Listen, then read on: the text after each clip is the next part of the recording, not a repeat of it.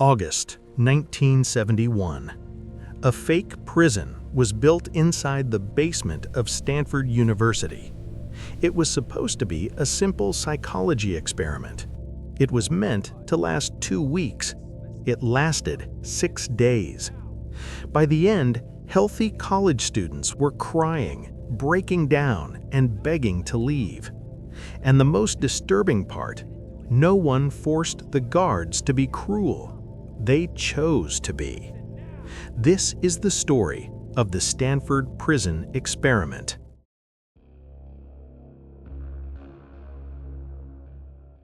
The early 1970s were a time of distrust in America.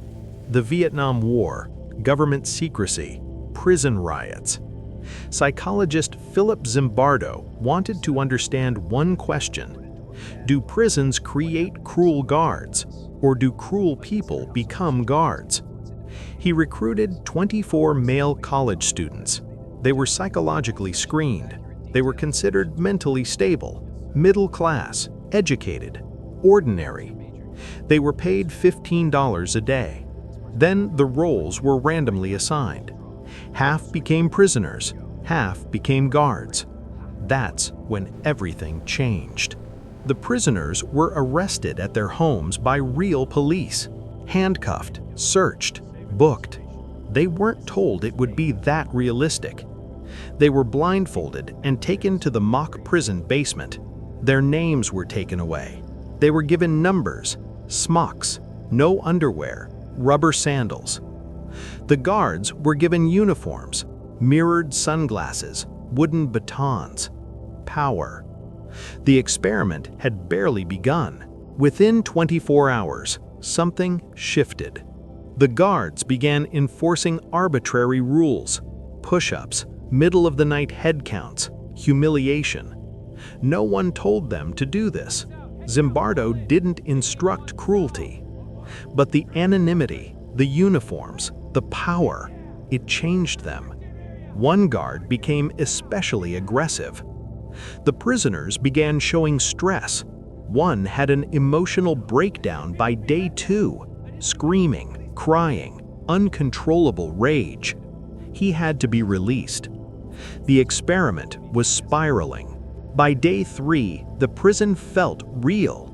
Prisoners stopped rebelling. They became passive, obedient. Some even turned against fellow prisoners. Stockholm Syndrome-like behavior emerged. Meanwhile, guards escalated punishment: solitary confinement, sleep deprivation, toilet privilege removal. The basement no longer felt like a university. It felt like a real prison. Even the researchers began referring to participants as guards and prisoners, not students. The roles consumed them. On day 5, an outside observer walked in. She was disturbed by what she saw, not just the cruelty, but the normalization of cruelty. Even Zimbardo had begun thinking like a prison superintendent instead of a psychologist. He realized something terrifying. He had lost objectivity. The experiment was no longer controlled. It was becoming dangerous. On day 6, it was shut down. The experiment was supposed to last 14 days. It ended in 6. It shocked the world.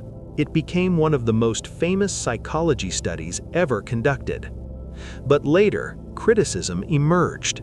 Some participants claimed guards were coached. Some argued it wasn't entirely spontaneous. Ethics were questioned.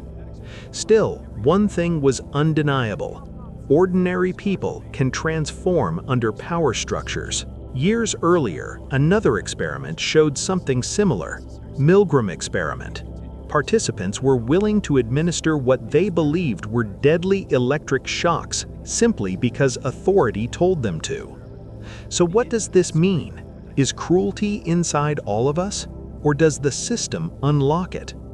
If you were placed in that basement in 1971, would you become the guard or the prisoner? Black Archive. Because history isn't just about the past, it's about what we're capable of.